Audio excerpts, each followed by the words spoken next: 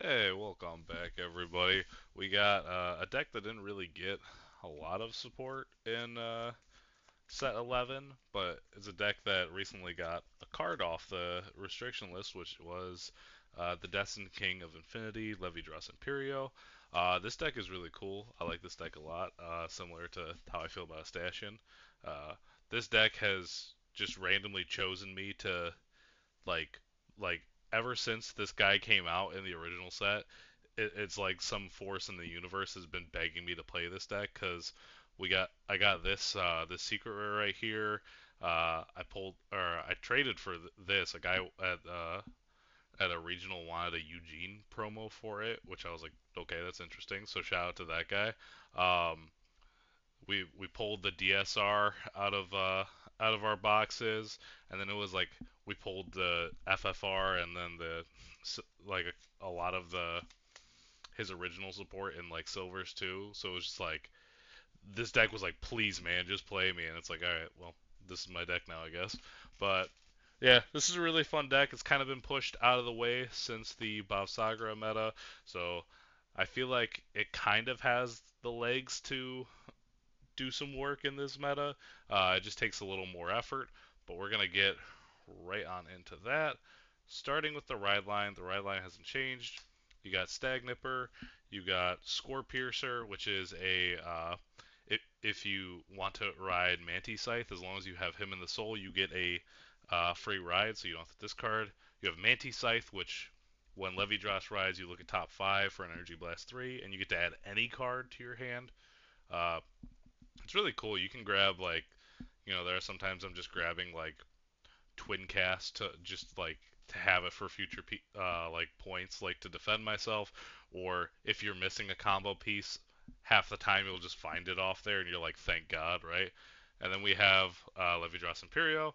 Imperio is still really good, so if he counts as Levidras, and for each of the original Levidras and Soul, he gets 5k power on your turn. He copies the divine skill, which we'll get into with the original one. And the important thing is you can put a Levidras into Soul to make the infinite eye markers. These little guys right here, you can make up to 3 of them. Otherwise, if you put like a random card or you counterblast one, you only get to make one marker. But they can go anywhere on the field, which is kind of the nice alternative to the original, because the original was you had to put one on each. But with him, you can put if I want to, I can just be like, I'm giving my opponent 3 because I just want to draw cards during your turn. But normally, what you end up doing is uh, when you put one into Soul, you'll give yourself one and you'll give your opponent 2 on both the front rows. It's just a lot easier. But if your opponent's at grade 3 with the Divine Skill, you make the 2 extra. Uh, so getting 5 in one turn is really good. You want to have these set up as soon as you can. So moving on to the grade 3s. Grade 3 package is a little big. We start with the 3 Persona rides. Uh, I haven't went and hunted down secrets, but I might. I haven't decided yet. We got to play the Twin Cast. Twin Cast is probably the best Regalis piece you could have for this deck.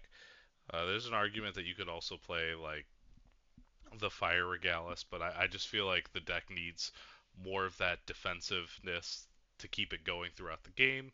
The 4 original Levidras, this is the one I pulled. These I actually got for because I had a silver and I had the FFR. I was gonna get one of these, but these were really cheap, so I just decided to grab 3 of the secrets, and they look gorgeous. I love the art on this guy. But you'll never ride him. But the important thing you get from him is the divine skill, which is if your opponent's at grade 3, Soul Blast 1, 10k power and a crit, and you make uh, a marker on both players' boards. So basically, when you're on him and he'll copy the divine skill, you can just make 5 markers in one turn, which is just really good. The 10k and a crit is also good, but this deck thrives on having the extra markers on board. And now that she's unrestricted, 3 Charmu. Uh, you don't need 4. I don't. I haven't seen too many people play four of it, but there's been a couple times I've seen it. You just don't need four. It's not like that important. Once you see one, you're almost like perfectly fine because it just brings itself back from the graveyard every turn. But I don't think there's ever a scenario I've even considered wanting like four copies of it, you know? So we'll move on to the grade twos. And the grade twos is normally where we talk about. I haven't gotten the card in yet, but we got a rare in set 11, and it's really cool, but it's just a little overcosted for what it does. So there's not really a point in playing it. You know, the Counterblast 1 for a drawing a card and the Soul Blast 2 to stun something. We just need our Soul and our Counterblast for the important cards. So the actual grade 2s, we're playing 4 on Gaster. I don't think you can ever cut this card down because it's your back row attacker, and it lets you stack the top of your deck. Uh, we've got 6 cards that do Revival, so we got 4 copies of Huli, and 2 copies of the Dual Nation. The really nice thing about this lineup is in the once you hit grade 3 is like probably the best spot to do it. But you can get rid of Huli, and then you can use her to bring back Huli, and then Huli can bring back something else, which is really nice. Unfortunately, Huli bringing back this doesn't bring something back. This has to specifically be played from hand. But it also sets up the top of your deck, which is really cool. The best, and I always do this like pretty much every hand that I've gotten it. But if you get Charmu in your opening hand like this, and you get this, well, you just pitch this for cost, and then grade 2 turn, you call this down, you look at top card, keep it or you trash it, and then counterblast 1 to bring back this, and just get that early game pressure, which is really nice because this deck doesn't really have a lot of early game pressure. And lastly, 2 copies of Panther Rod. I see there's people that just don't play this card in general, or if they do, they play like one bare minimum. I really like it because again, it's something you can use on your grade 2 turn. It'll also help you find your copies of either your Persona Ride or the original Levidras, which you desperately need in the deck. But it can also give power to things in the same column, which is nice. An extra 5k to boot is really good. But yeah, I think this card still has a home in this deck. I don't think that's changing unless they give us actual support. Not that the promo that they announced in Japan or the Triple R aren't like good for the deck, but they kind of just replace these two slots. So it's very not great. But yeah, so I think Panther Rod is still a very important card in the deck in general. And we're moving on to the grade ones. We're going to look at, we're playing 4 copies of Foxel. So here's the thing with Foxel. You could argue you only need 3 copies technically, but the best deck in the format is, well, one of the best decks in the format is Virgilla. So if they just spend the game trying to bind this, if you only play 3 copies, you're eventually going to run out. And it kind of sucks. So I'd rather max out on it. Also, if you don't see it, it feels really bad. So I like to have it maxed out. We have 1 copy of the Squirrel. I feel like this might be a little like I might get condemned for this, but like hear me out, right?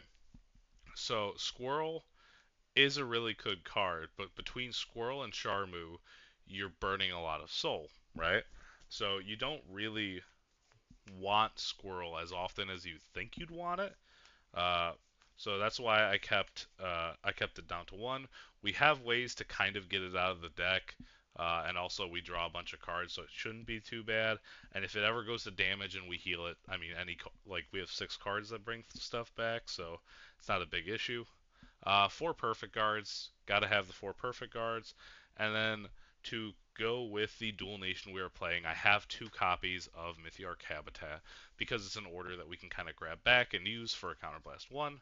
But looking at the top 7 in this deck is really nice and really good, and not a lot to say about it otherwise. I feel like uh, the Mythiarch Habitat slot is a slot where you can try to fit other cards in, but I just do not think it's worth it. But I'll say 100% if you are looking to make this deck, the Ace unit is just not an option. Your Energy Blast 3s are like super impactful, and I don't feel it's worth missing out on them just to for the chance to play an Ace unit, you know? So the Ace unit is not making it into the deck. Moving on to the triggers, we have Bless Favor. We love Bless Favor in this house. We have 8 crits. I mean, crits win games. You know how it goes. We have 3 of the effect front with the shield. So while said, you know, things like the squirrel kind of blow through your soul really fast, you know, if you use it in tandem with Charmu, it doesn't really justify because the rest of the deck doesn't really burn soul that much in a way that you need the soul front. So it just feels better to have the extra shield. And again, we're kind of trying to have a little more like tanky to us, and 4 heals. Sorry. Uh, if you want the effect heals, absolutely play the effect heals. This is just for general showing. The thing I'll say is this deck. I feel like this is one of the few decks I'd be very okay with running like a split of the effect heals, because like in the meta right now, you want the effect heal that revolves around restanding cards because everything's restanding, right? But there are some times where decks play things within an 8 crit. I feel like this is the deck that could get away with playing like 4 effect heals, and you could do like a split of them if you want, but otherwise you could just do 4 of the restanding one. It's perfectly fine. But that is it for the triggers, and that is it for the deck profile. Nothing like super spicy or like, you know, new text discovered or anything. I think this is just I would call this the standard list. I don't I don't agree with the squirrels, and I don't agree with the ace unit that I sometimes see people play. I think this is probably like bare bones the best way you can probably play the deck at the current moment until we get more support. And I hope Bushi Road we work on making support that isn't just retrains of the same card twice in a row in the same month. I mean, I don't even know what to say to that. Like, but yeah, that's it for this one. I really appreciate you guys coming to check it out. I'm gonna catch you guys in the next one. Peace.